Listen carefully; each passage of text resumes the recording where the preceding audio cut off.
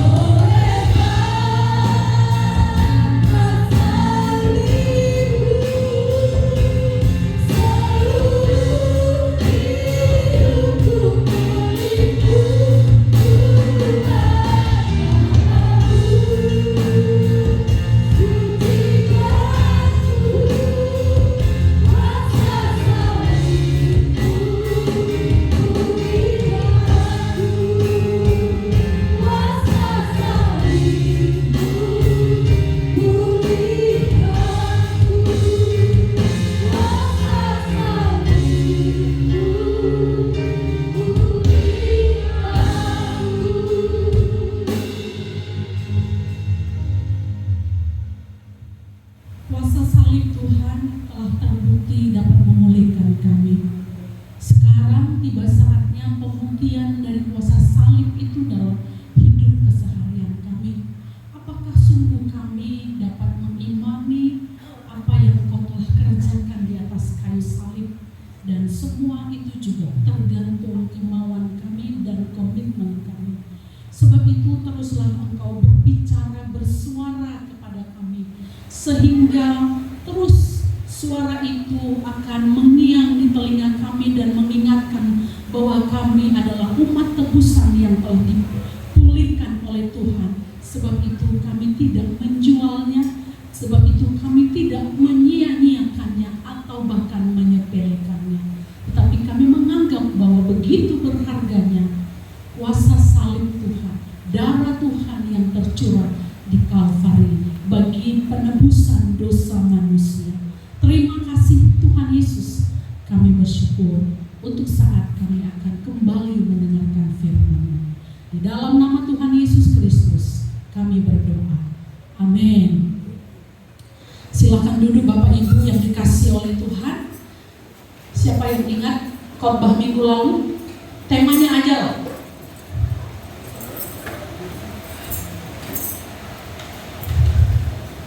Halo? Wajah-wajah yang saya lihat minggu lalu itu wajah yang sama juga di minggu ini. Siapa yang ingat? Apa Bu?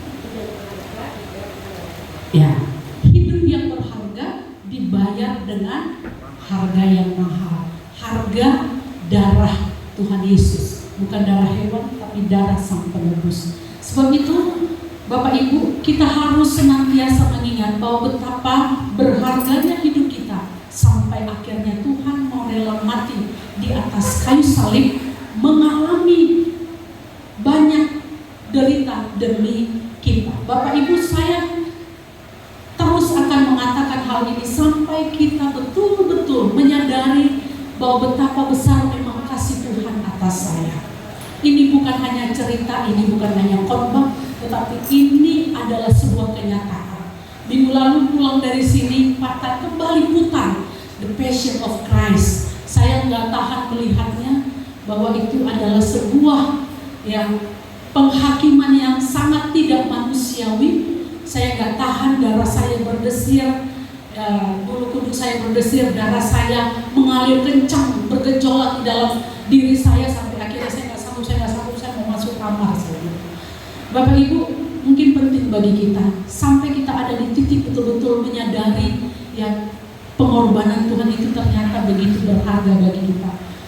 Saya ajak kita untuk Bapak Ibu sering-sering nonton, walaupun yang kita lihat dalam visualisasi, dalam video yang kita lihat ini belumlah tampaknya persis seperti yang Tuhan alami, tapi setidaknya gambaran ini dapat membuat kita menyadari bahwa betapa berharganya hidup kita rela mati di atas kayu salib, membayar, menebus dosa kita.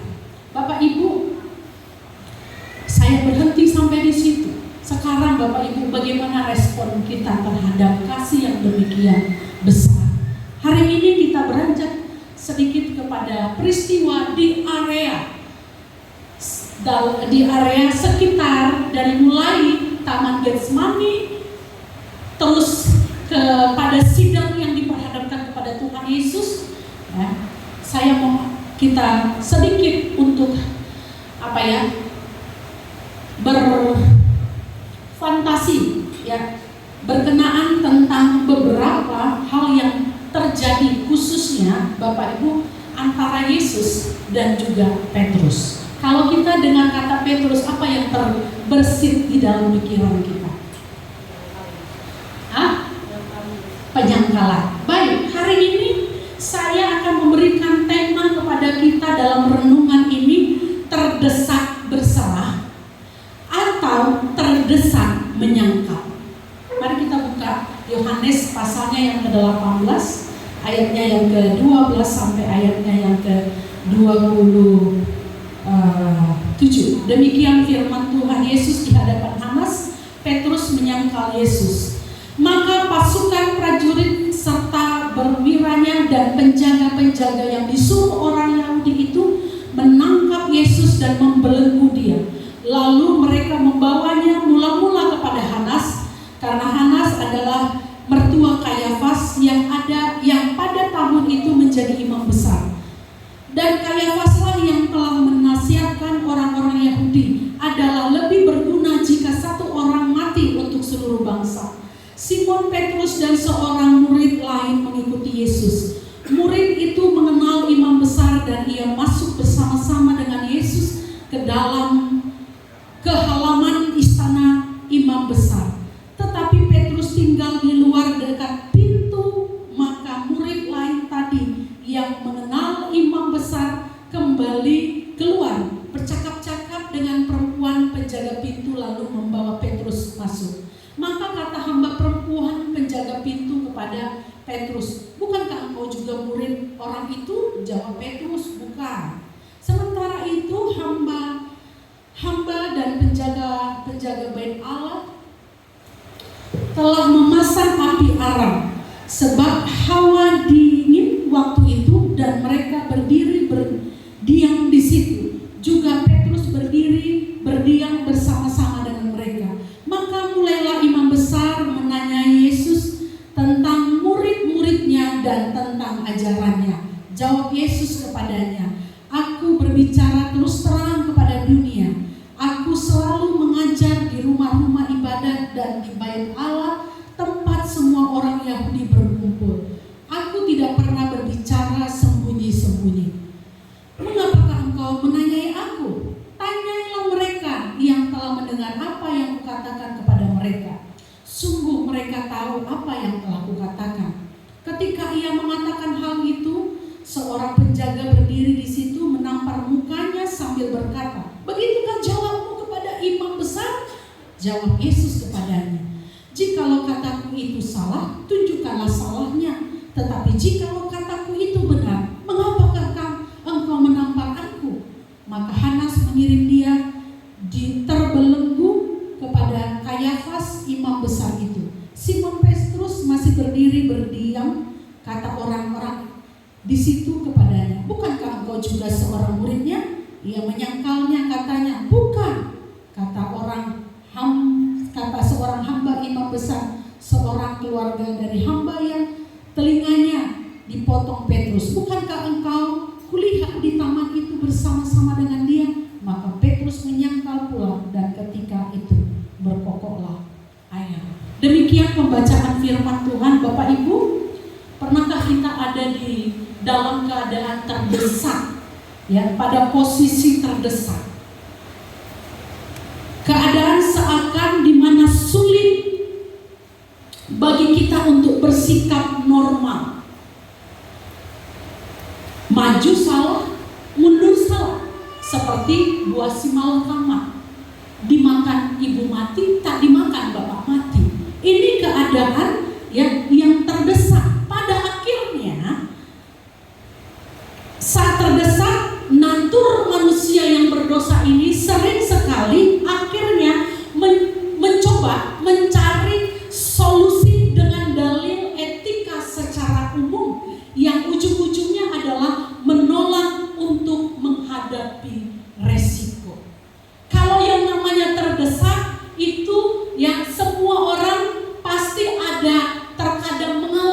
ini walaupun tidak sering, tapi keadaan terdesak ini kadang dalam kehidupan kita sering saja diperhadapkan dengan situasi-situasi yang membuat kita serba salah, mundur salah, maju salah.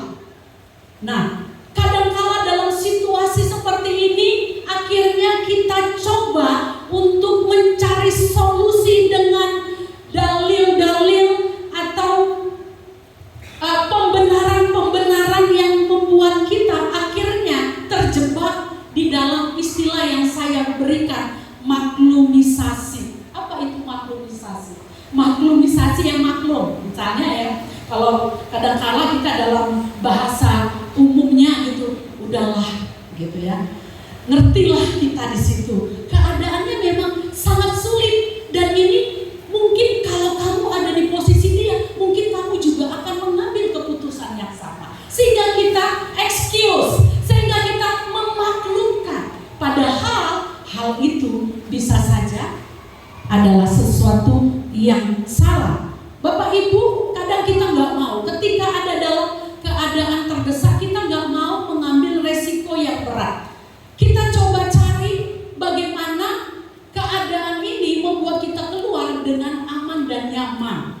Tapi Bapak Ibu yang dikasihi oleh Tuhan, hari ini kita mau belajar dari apa yang kita baca hari ini. Kita mau belajar dari kisah dua tokoh dalam menghadapi situasi terdesak. Tadi tema yang saya berikan adalah terdesak berserah atau terdesak menyangkal. Kita ada di dua poros ini. Pilihan ada pada kita semuanya. Ketika terdesak kita berserah, atau ketika kita terdesak kita justru malah menyangkal. Bapak Ibu ya, jangan sampai kita ada di area di mana kita masuk dan menerima istilah yang tadi saya bilang, maklumisasi. Sudahlah, maklumlah kita di situ ya. Nah, Bapak Ibu, contoh dalam kehidupan sehari-hari kira-kira seperti apa? Kadang kita memaklumkan keadaan-keadaan yang abnormal, dan kita mengambil satu tindakan bodoh yang sebenarnya secara etika, nggak usah dulu secara Alkitab, secara etika saja kita itu berbenturan. Ada yang bilang benar, ada yang bilang tidak. Tetapi kadang-kala ada situasi di mana kita sering memaklumkan keadaan itu. Contoh Bapak Ibu, berbohong demi kebaikan. Bukankah ini terkadang ada di dalam kehidupan sehari-hari? Akhirnya kita menjadi maklum karena dia berbohong untuk kebaikan. Lalu apa kira-kira lagi yang lain? Contoh yang lain mungkin ya, kita mencuri demi memberi makan keluarga. Ya, karena kita sedang memberikan makan keluarga kita, akhirnya kita rela mencuri. Dan akhirnya kita membenarkan, aku kan mencuri demi anak-anakku. Hari ini dia gak makan, itu sebabnya aku terdesak untuk mencuri. Bapak Ibu, kadang saya miris lihat bagaimana ya, kita lihat di media sosial ada seorang ibu-ibu pakaiannya begitu salehnya, tapi ternyata di balik pakaian yang demikian mulianya, dia menyimpan barang-barang di dalam perutnya. Dia siapkan sebuah kantong di dalam badannya, lalu dia masukkan susu, dia masukkan gula, dia masukkan roti, dia masukkan segalanya yang muat masuk ke dalam kantong baju dalamnya, sehingga dia kena tangkap. Ya, ada berapa banyak kita lihat di media sosial orang sampai sedemikian. Dan ketika ditanya, kenapa ibu mengambil ini? Ibu, namanya ini mencuri. Iya, saya melakukan ini karena terpaksa. Saya melakukan ini karena terdesak oleh kebutuhan. Anak saya perlu susu. Dia sekarang sedang sakit dan lain sebagainya. Ini yang membuat akhirnya sebagian orang, oh maklumlah, dia kan lagi butuh. Dia kan sedang terdesak. Dia butuh makanan untuk diberikan kepada keluarganya. Nah, kadang-kala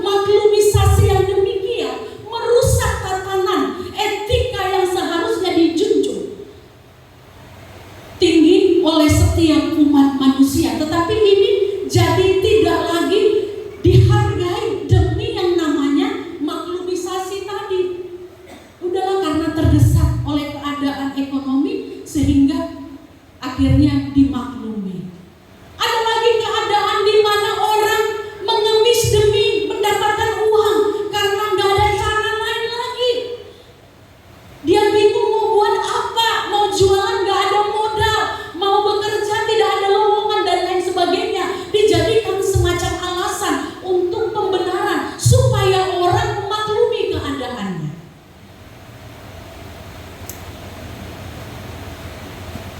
Mungkin kita berkata, ngemis kan tidak seperti mencuri, nggak ada yang dirugikan. Betul, tidak mencuri. Tapi Bapak Ibu yang dikasihi oleh Tuhan, sebagai anak-anak kerajaan Tuhan, bahwa kita semua yang ada di sini adalah anak-anak Tuhan, anak-anak raja. Kita harus menjauhi mental peminta-minta. Saya teringat dengan podcast Oprah Winfrey. Ingat ya, seorang wanita berkulit hitam yang dulu sering tampil di tahun-tahun era 20-an. Jadi dia sangat terkenal. Nah, pada saat itu Oprah mengatakan kepada salah satu orang pengemis, dia berkata, "Aku punya sesuatu yang mau kuberikan kepadamu. Dua hal." "Apa itu?" katanya. "Satu, aku ingin memberikan kepadamu jaket kulit yang indah dan mahal sekali yang aku punya. Dan yang kedua, aku mau memberikan kamu pekerjaan." Bapak Ibu, kalau seandainya kita disuruh memilih, andaikan pilihan ini datang kepada kita, maka apa yang Bapak Ibu ambil? Pekerjaan. Bapak Ibu tahu apa yang dipilih oleh si pengemis ini? Pengemis ini berbeda dengan pilihan yang Bapak Ibu sudah katakan tadi. Kalau kita, ya, kita lebih baik bekerja mati-matian daripada jadi pengemis. Udah, baju mahal bisa aku belikan kalau aku punya pekerjaan. Tapi pengemis ini justru ya sangat mengherankan. Pada saat itu dia tidak memilih pekerjaan, tapi yang dia pilih adalah jaket yang mahal indah itu. Dia pikir, wah, ini sekali-kali, besok-besok belum tentu aku bisa dapatkan jaket ini. Mau diapakan? Emangnya jaket bisa dimakan? Nah, pada saat itu Oprah bergumam dalam hatinya, dia berkata, memang kalau sudah mental pengemis, ya begitulah. Sulit. Dikasih yang bagus, dia cari yang tidak bagus. Dikasih yang kekal, dia cari yang sementara. Punya pesan yang sangat indah, punya moral yang sangat indah Bapak Ibu, melalui dua ilustrasi yang disampaikan oleh Oprah pada saat itu. Nah, Bapak Ibu yang dikasih oleh Tuhan, khususnya kita yang hadir pada saat ini, kiranya kita dijauhkan Tuhan dari mental peminta-minta. Maksudnya bukan minta bantuan pertolongan dalam bentuk hal yang biasa, tetapi artinya ada sebuah kebiasaan meminta-minta kepada sesama. Dijauhkan Tuhan itu dari kita. Amin. Dijauhkan Tuhan mental pengemis. Bukankah firman Tuhan berkata bahwa terlebih berkat memberi daripada menerima? Kita diajarkan untuk menabur Bapak Ibu. Kita diajarkan untuk memberi dan menabur, bukan meminta-minta. Rasul Paulus juga, dia memberi keteladanan dalam bekerja keras. Makanya saya juga belajar dari sosok Paulus. Saya tidak mau mengungkang-ungkang kaki berharap bahwa gereja yang akan memenuhi semua kebutuhan saya. Saya harus bekerja.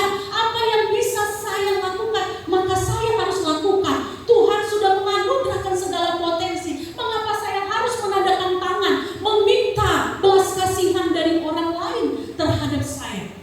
Ini bukan prinsip kerajaan Allah. Ini bukan prinsip firman Tuhan. Firman Tuhan berkata dalam 2 Tesalonika 3 ayat 8, Ya, tidak makan roti dengan percuma, tapi kami bekerja keras siang dan malam. Bapak Ibu yang dikasihi oleh Tuhan, kondisi terdesak mungkin sering kita hadapi dalam keseharian. Dan pertanyaan besar bagi kita semua yang hadir pada pagi hari ini, bagaimana sikap saudara? Bagaimana keputusan kita ketika menghadapi situasi terdesak? Jangan sampai keadaan-keadaan seperti contoh yang saya berikan tadi, berbohong demi kebaikan, mencuri demi memberikan makan anak-anak dan keluarga, mengemis demi memenuhi kebutuhan keluarga karena alasan tidak ada pekerjaan. Bapak Ibu, saya percaya selama kita berkarya, selama kita mau bekerja, pintu selalu terbuka bagi kita untuk memperoleh berkat-berkat Tuhan. Amin. Lebih baik kita jadi pemulung daripada pengemis. Lebih terhormat kita menjadi pemulung daripada pengemis. Saya sangat menghargai dan respect terhadap para pemulung. Kadang para pemulung kalau datang, Pak, saya punya barang-barang yang tidak saya pakai di belakang, kadang saya kasih aja. Karena saya lihat dia ada usaha untuk bekerja, menggunakan tenaganya. Nah Bapak Ibu, keadaan-keadaan terdesak mungkin bisa terjadi dalam hidup kita. Tapi Bapak Ibu, bagaimana sikap atau keputusan kita ketika menghadapi situasi terdesak? Hari ini kita akan bercermin dari Tuhan Yesus dan murid yang paling dikasihi dan mengasihi Yesus, yaitu Petrus. Nah, kita akan masuk kepada Tuhan Yesus. Bagaimana Tuhan Yesus menghadapi kondisi atau posisi terdesak ketika di dalam keadaan yang sangat sulit itu.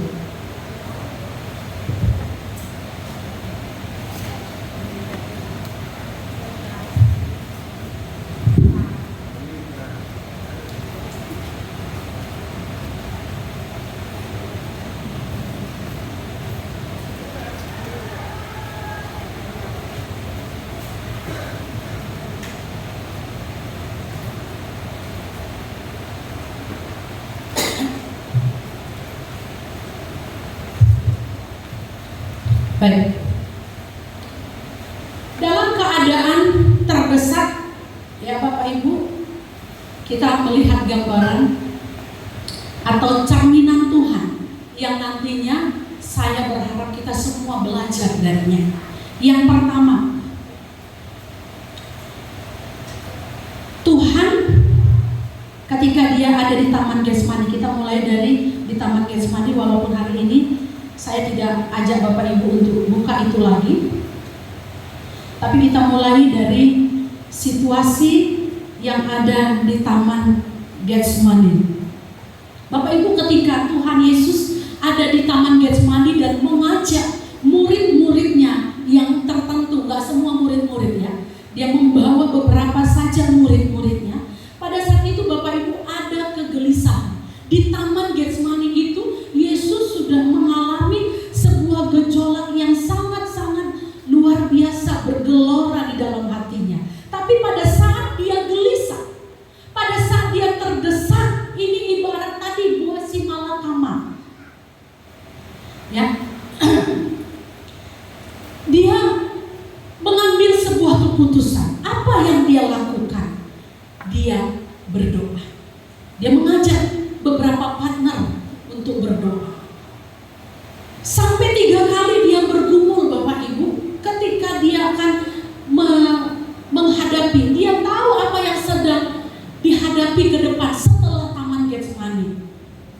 Sehingga Bapak Ibu dalam Matius 26 ayat 41 dia memberikan peringatan kepada murid-murid, berjaga-jagalah supaya kamu jangan jatuh ke dalam pencobaan.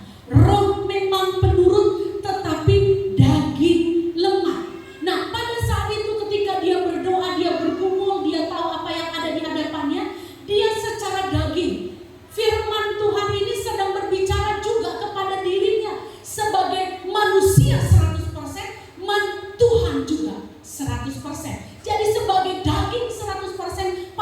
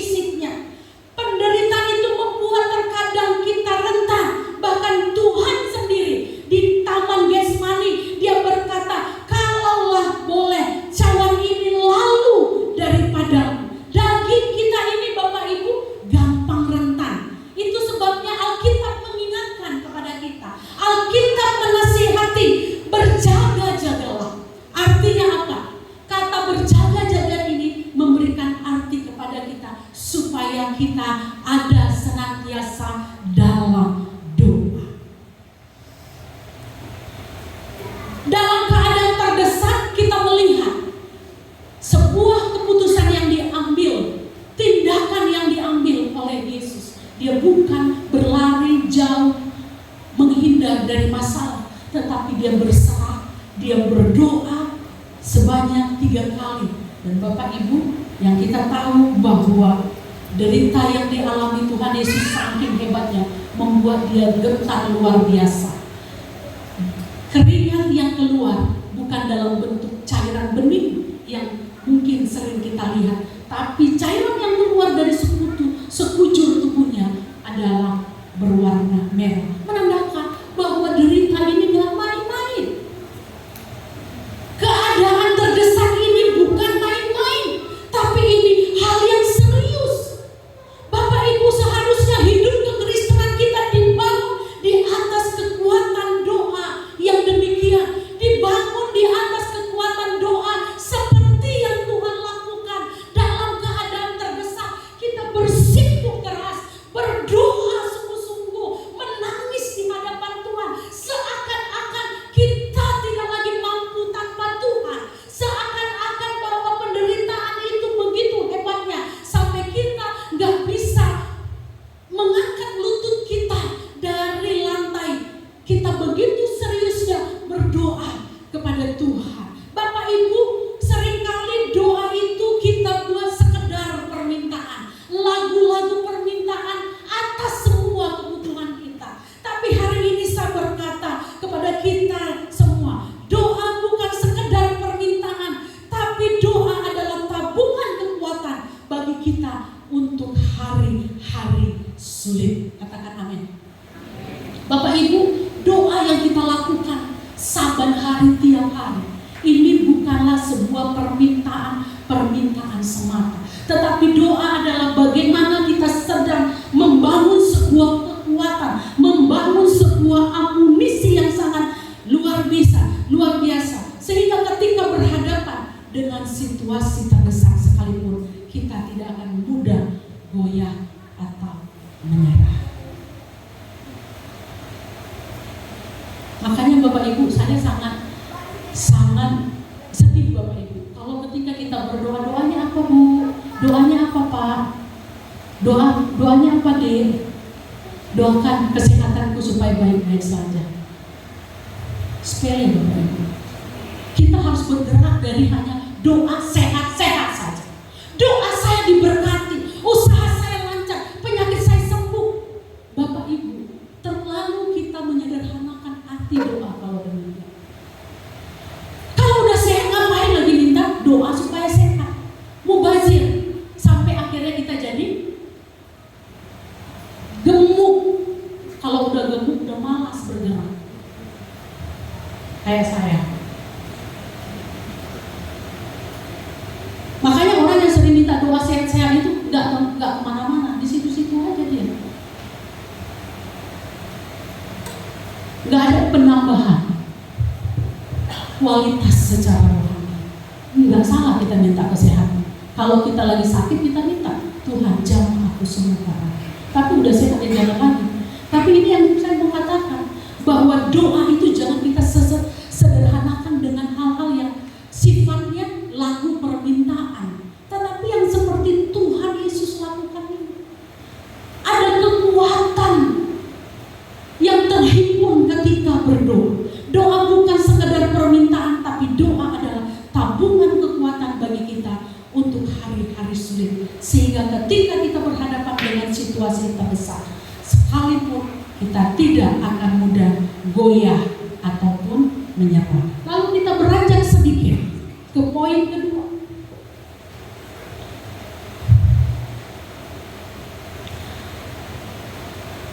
Alkitab mengatakan bahwa pergumulannya enggak main-main.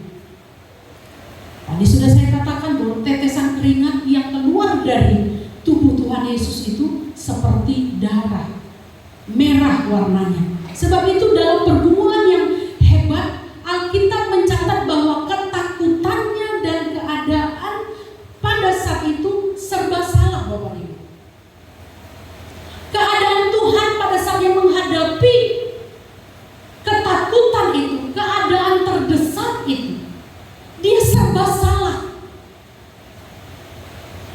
Tapi dalam keadaan yang serba salah, tadi saya sudah katakan dia tetap berdoa, berserah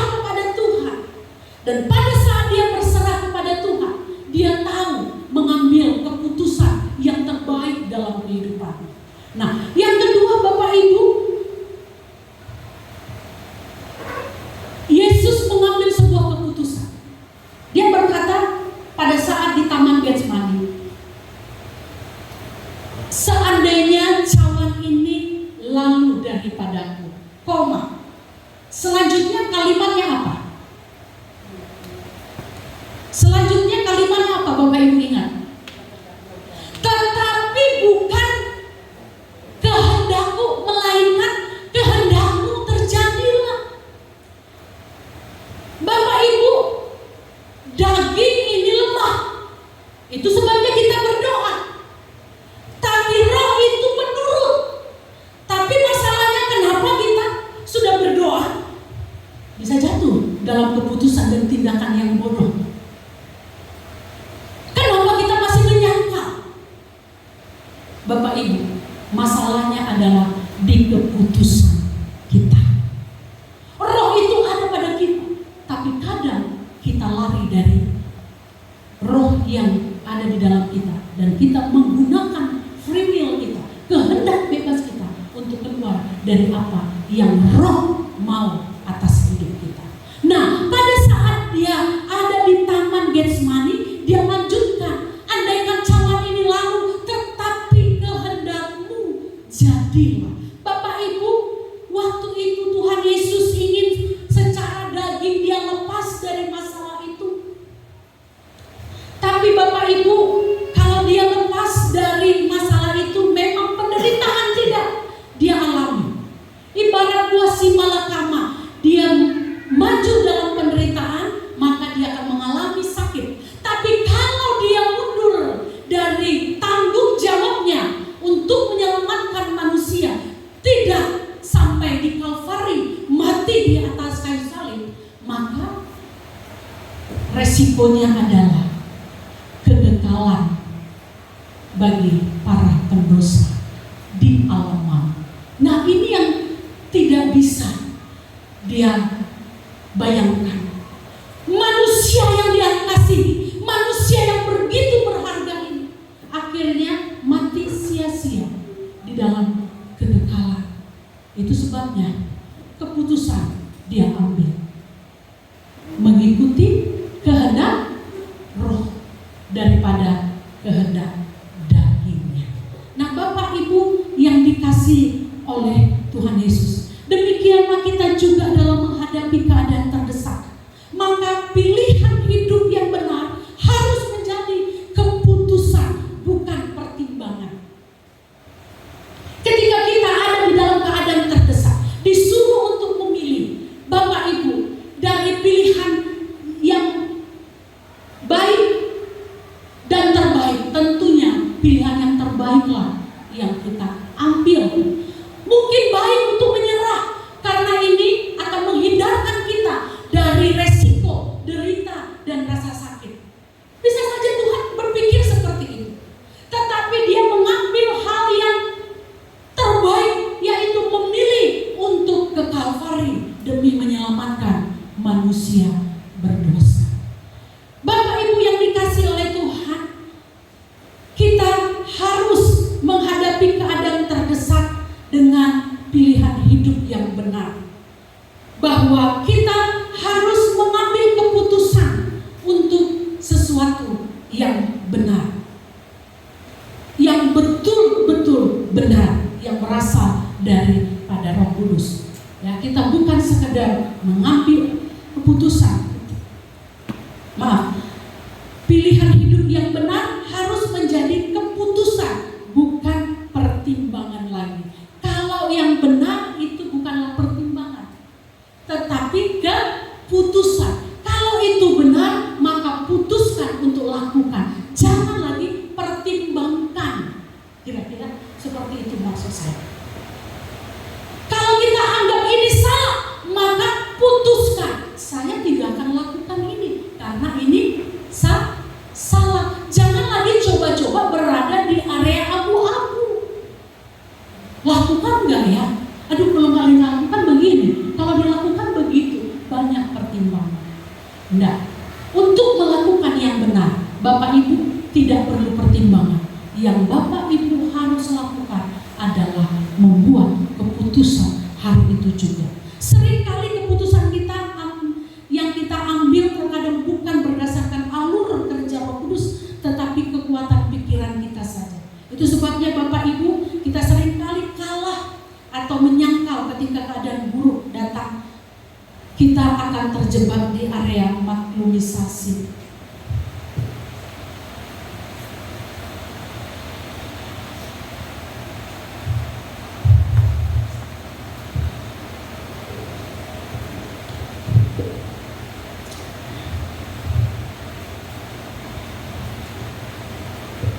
Firman Tuhan berkata dengan tegas bahwa Roh itu penurut kalau kita mau ikuti kehendaknya.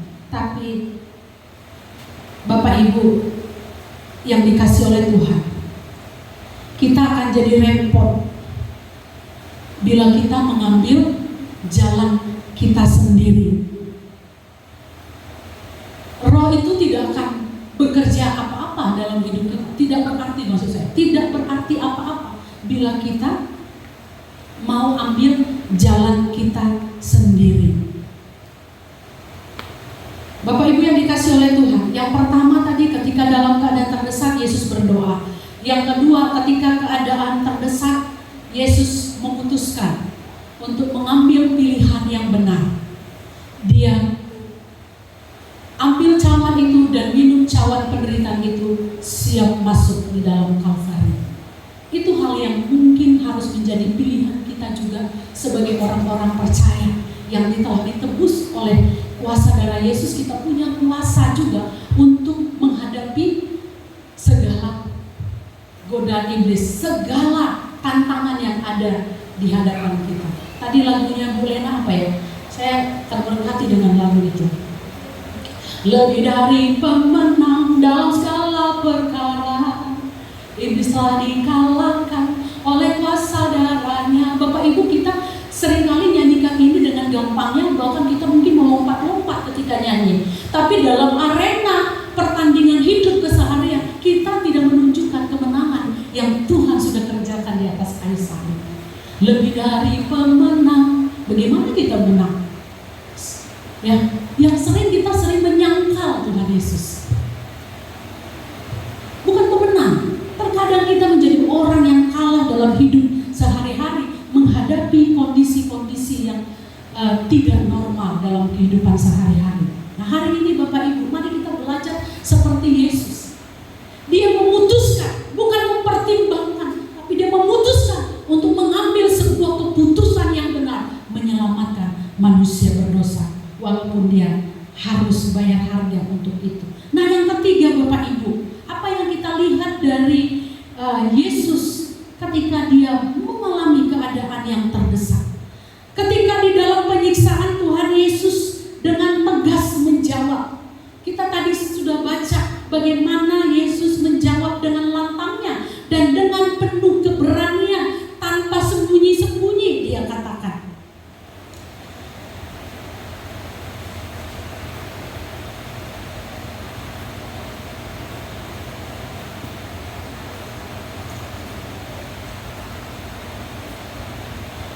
Di ayatnya yang ke-20, ya, ada pertanyaan sebelumnya di ayat 19.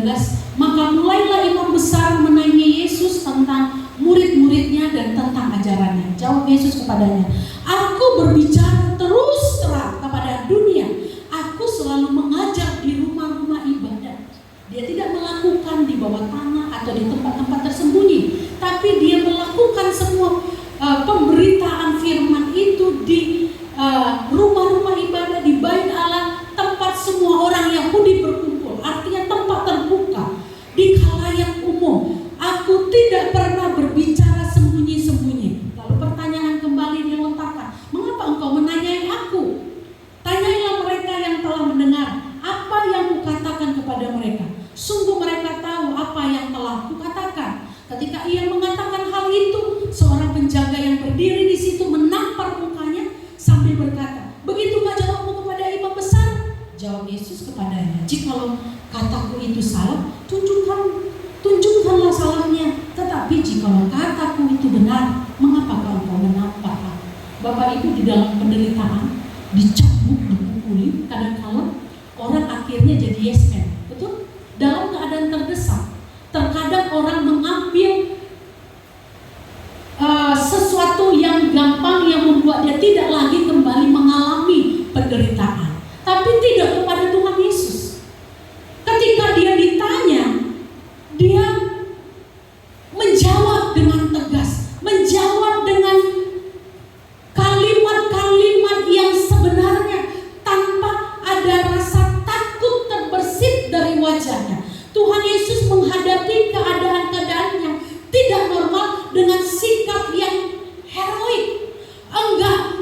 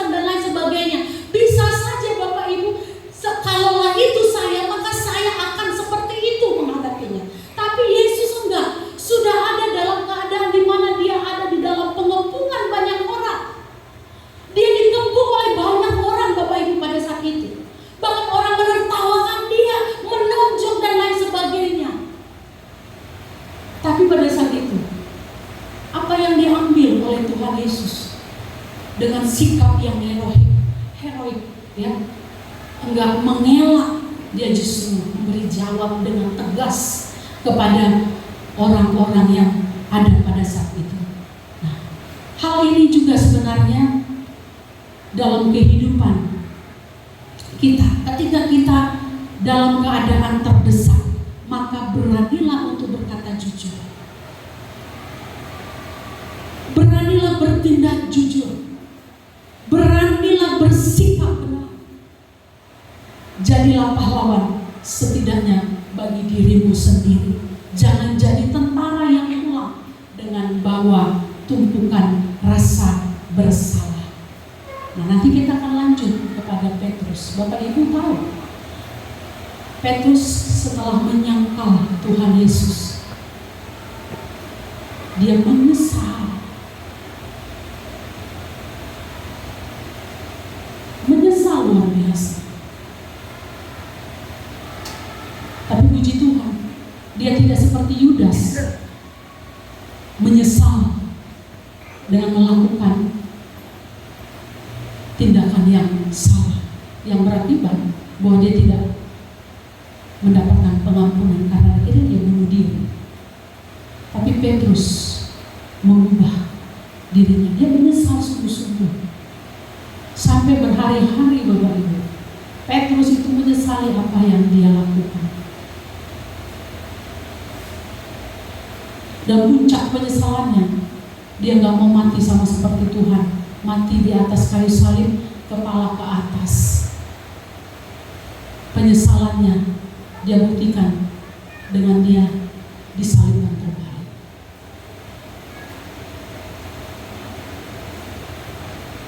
Nah, kita akan masuk kepada apa yang dilakukan oleh Petrus.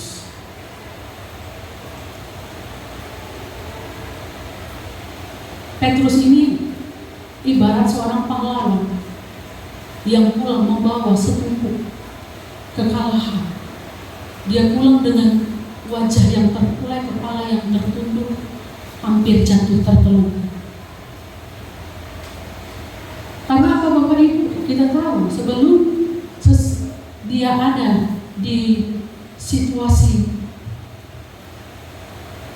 penyesalan Tuhan Yesus, Tuhan Yesus sudah bilang, Petrus, sebelum 3 kali ayam berkokok, engkau sudah menyangkal aku 3 kali.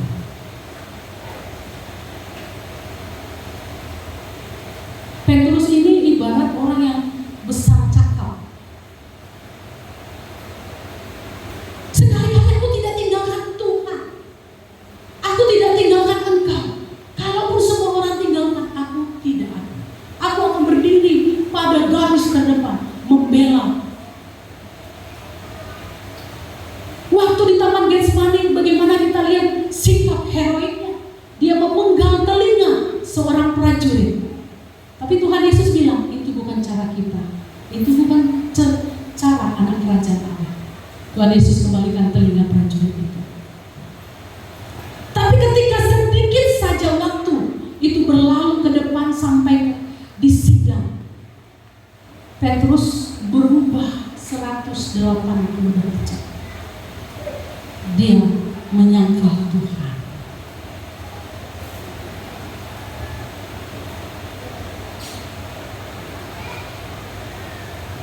Mentalnya cium. Penyangkalan Petrus ini sangat mengecewakan. Bapak Ibu ingat tahap-tahap dia menyangkal itu, mulai dari hal yang sangat sederhana. Ketika dia tanya, seorang perempuan tanya, kamu kan salah satu dari mereka? Enggak. Ya kan? Lalu ketemu lagi dengan yang lain, mungkin para prajurit, bukan lagi perempuan, menimpali lagi. Kan kamu sama-sama dari Galilea, kalian ini satu suku kan? Oh enggak, aku enggak kenal dia. Ngeri gak? Kecewa gak? Nah yang ketiga, dia sumpah kepada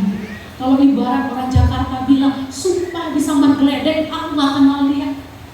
Kira-kira begitu bahasa yang dikeluarkan. Aku gak mengenal karena saking takutnya. Apalagi ketika seorang prajurit mengenal, bukankah kamu yang memenggal telinga salah satu dari prajurit itu?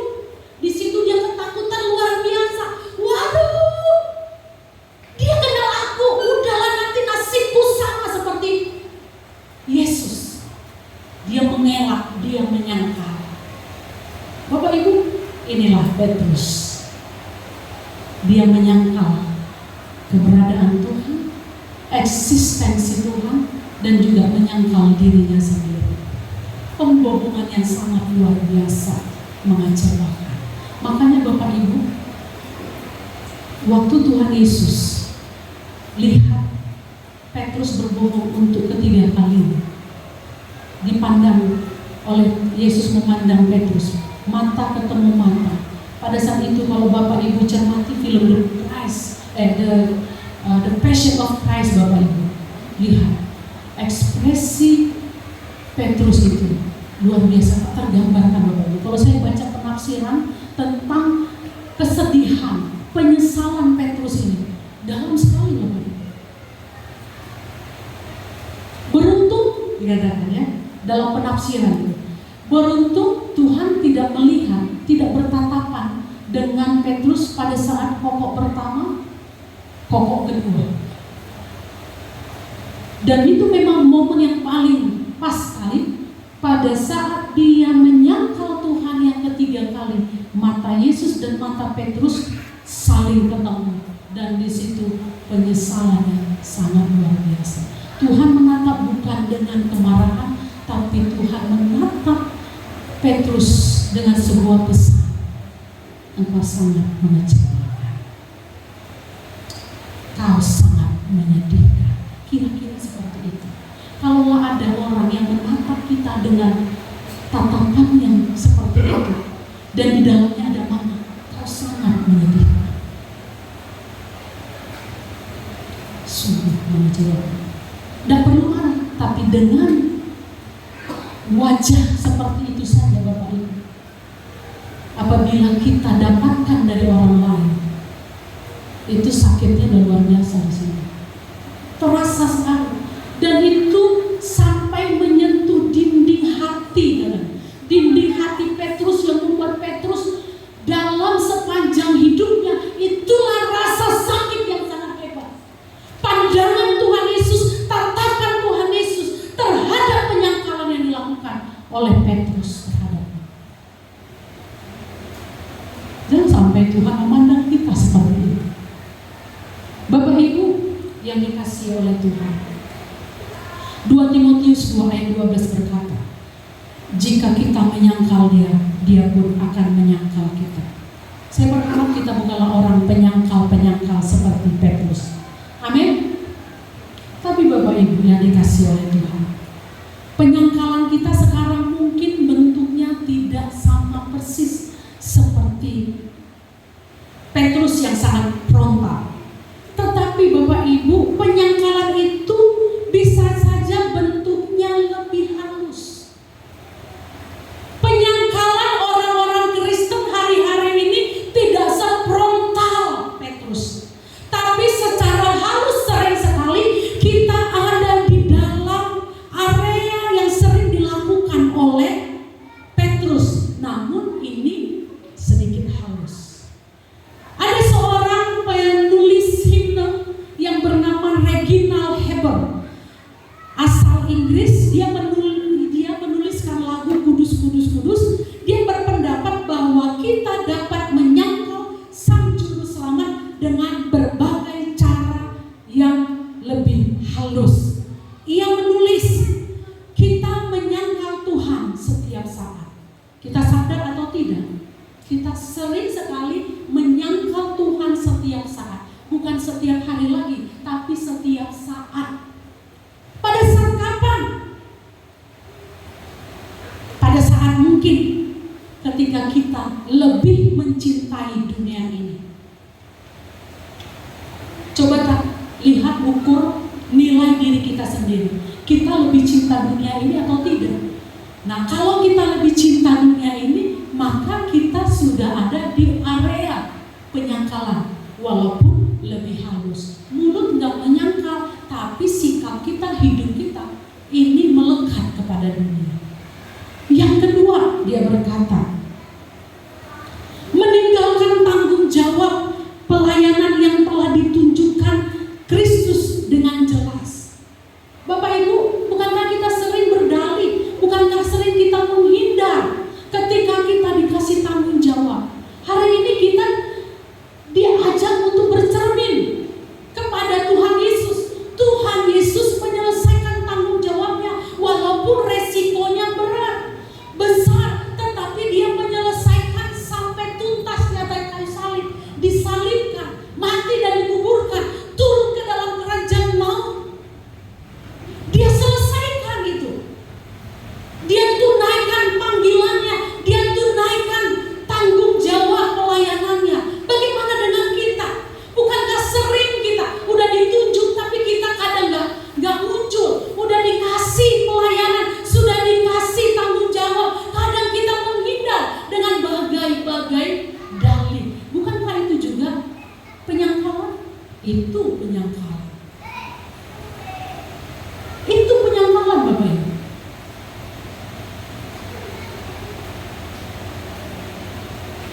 Kita menyangkal Tuhan setiap memberi. Nah, di poin ini Bapak Ibu, saya terkoreksi juga di dalam. Kita diberkati dengan limpahnya. Tetapi kadangkala, kapan ya Ibu Rini posting di WA grup kita jemaat ya, kalau memberi, berilah yang terbaik. Terbaik bukan semata-mata nilai, tapi juga bentuknya. Koyak atau bagaimana kemarin? Lusuh. Oke, koyak, pinggirnya juga hilang dan lain sebagainya. Mendingan gak usah sekalian. Bapak Ibu sedang membina Tuhan yang memberi segala berkat atas hidupmu. Sepele kali kita dengan Tuhan. Kalau kita makan bakso ke sana, kita gak mikir-mikir 2 kali untuk bayarkan sekalipun mahal. Tapi kenapa untuk memberi kepada pekerjaan Tuhan? Kadang-kala Bapak Ibu, kita mulai ada pertimbangan. Kalau nggak ada uang 10.000, 5.000, 2.000, pilihan uang mana yang akan kita keluarkan untuk kita beri? Jujur. 10.000, 5.000, 2.000, pilihan uang mana yang akan kita masukkan ke dalam kantong? Jujur. Hah? 10.000 yang sudah bertobat. Yang belum bertobat tega Bapak Ibu, sedangkan ke toilet aja 2.000, berarti dia sudah samakan Tuhan dengan toilet. Bertobat, amin. Bertobat, amin.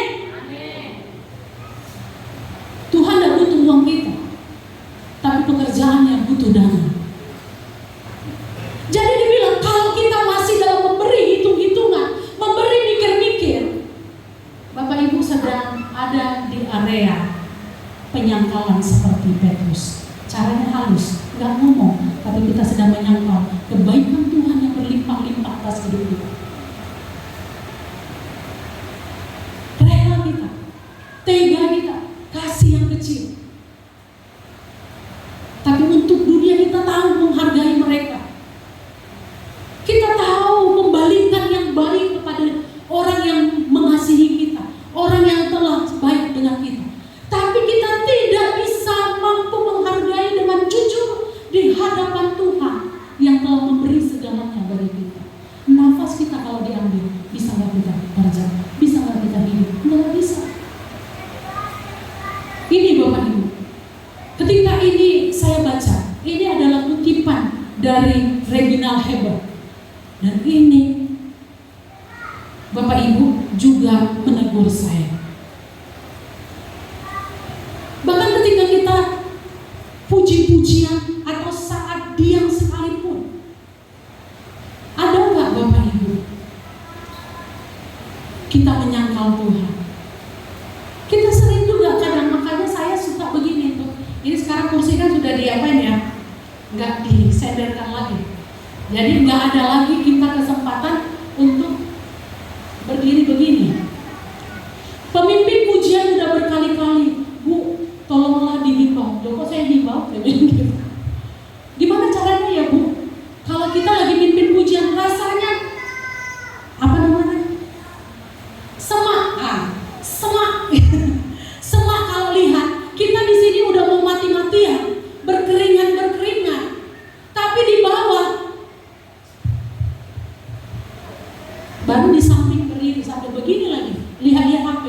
Dia nggak tahu ini kita sedang muji-muji Tuhan, tapi enak santainya dia begini sambil lihat HP. Mendingan nggak usah datang ke sini, pergi aja tidur di rumah, buat dosa yang namanya. Bapak Ibu, sering sekali kita menyangkal Tuhan bahkan ketika kita memuji Tuhan. Kita memuji Tuhan tapi kita nggak meyakini apa yang kita sedang lakukan pada saat itu. Itu bentuk penyangkalan.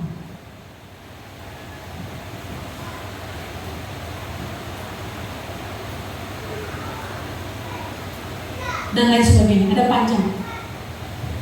Dan Bapak Ibu yang dikasihi oleh Tuhan, mari kita tunaikan, jalankan tugas atau panggilan tanggung jawab yang Tuhan berikan kepada kita dengan setia, meskipun kita ada di area seperti Petrus, dianiaya, mungkin kita difitnah, mungkin kita disepelekan, mungkin kita dikecilkan. Tetapi Bapak Ibu, teruslah berjalan, teruslah tunaikan, lakukan hal-hal yang benar, sehingga kita dapat terlihat bahwa sesungguhnya kita adalah pengikut Kristus. Bapak Ibu, orang yang telah mengalami kelahiran baru secara sadar akan menolak setiap kesempatan untuk menyangkal Tuhan.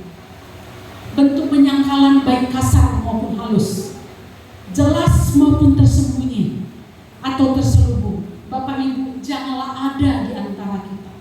Janganlah muncul di antara kita.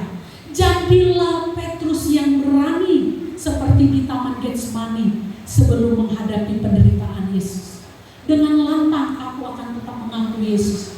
Sampai kapanpun Yesus adalah Tuhanku. Aku akan mengiring Yesus. Aku akan mengikut Yesus. Apapun harga yang harus kubayar. Sekalipun keadaan terdesak, aku bingung memilih. Tetapi poin kedua yang Tuhan lakukan, bahwa dia tidak perlu mempertimbangkan, tapi memutuskan untuk melakukan yang benar. Maka lakukanlah sebagai bentuk sayang kita, kasih kita kepada Tuhan yang telah menebus diri kita. Dia mengambil keputusan untuk rela mati demi hidup kita. Biarlah kita semuanya hari ini berani mengambil keputusan untuk hidup setia kepada Yesus, sehingga tidak ada seorang pun yang dapat menuduh kita menyangkal Dia. Ingatlah, kita selalu berada dalam bahaya menyangkal Tuhan. Bapak Ibu, jangan sampai ada orang yang akhirnya, kau udah menyangkal Tuhan. Katanya mau gereja, katanya anak Tuhan, katanya gembala sidang, katanya majelis, katanya orang percaya. Tapi kehidupanmu tiap hari hanyalah sebuah penyangkalan. Kiranya perkataan itu dijauhkan dari kehidupan kita. Tidak ada orang yang menuduh kita telah menyangkal Tuhan seperti Petrus menyangkal Tuhan. Tapi Petrus bertobat. Mungkin kita pernah menyangkal Tuhan di beberapa area-area contoh yang saya berikan. Ambillah saat untuk minta ampun di hadapan Tuhan. Bawalah aku ya Tuhan untuk senantiasa mengakui Engkau dalam segala aspek kehidupanku. Aku tidak menjadi penyangkal-penyangkal seperti Petrus. Terdesak, pilihlah untuk berserah. Ketika terdesak, jangan menyangkal. Mari kita berdoa. Bapa, dalam nama Tuhan Yesus, terima kasih untuk firman Tuhan yang kami dengarkan hari ini. Sekian waktu kami sudah terus mendengarkan sesi tentang derita Tuhan Yesus dan hal-hal yang berhubungan dengan penderitaan Tuhan. Di hari ini kami memetik sebuah pelajaran di mana keadaan terdesak, maka kami belajar seperti Yesus, di mana terdesak berdoa, di mana terdesak Tuhan memilih atau memutuskan melakukan sesuatu yang benar sesuai dengan keinginan Roh. Dan biarlah kami juga semuanya cakap dalam melakukan seperti yang Tuhan lakukan dan menghadapi keadaan terdesak seperti seorang pahlawan yang membawa berita kemenangan sorak-sorak. Terima kasih Tuhan Yesus. Berkatilah supaya firman ini tidak hanya tinggal sesaat ini saja, tetapi firman ini Tuhan terus terjelma dalam kehidupan kami semua umat, sampai akhirnya kami dapat bersaksi terus sampai kami mati. Yesus adalah Tuhan, Yesus adalah Juru Selamatku, Yesus adalah penebusku. Dan biarlah kami juga menghidupi kebenaran itu di dalam hidup sehari-hari, praktek sehari-hari yang benar. Terpujilah nama-Mu Tuhan, kami berdoa. Amin.